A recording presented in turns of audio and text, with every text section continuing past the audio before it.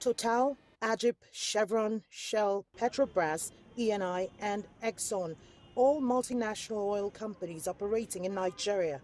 The government says these firms declared only 57 million barrels of crude exports to the U.S. market, but an independent audit suggests a massive discrepancy between declarations from dispatchers and records on arrival. The case once again puts the state-owned NNPC in the spotlight. It's charged with regulating Nigeria's vast oil wealth.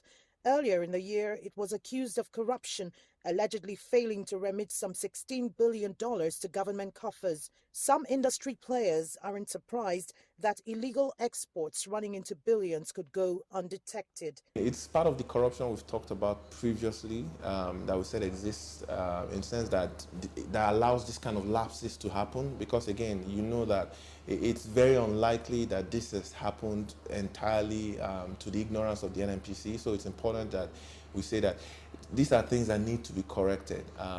More transparency will address this kind of issues. Nigeria has about 300 oil wells from which it draws crude for exports, but the NNPC lacks the capacity to effectively track crude oil movements.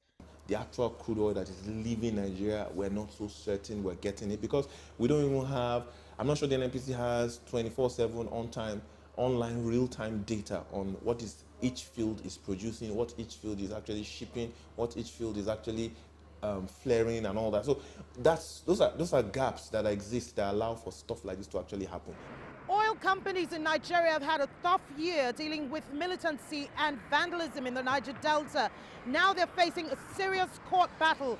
Italian oil giant ENI says the case has no merit, while Chevron has confirmed it's being sued but has refused to comment any further. Kelechi, Emekalam, CCTV, Abuja, Nigeria.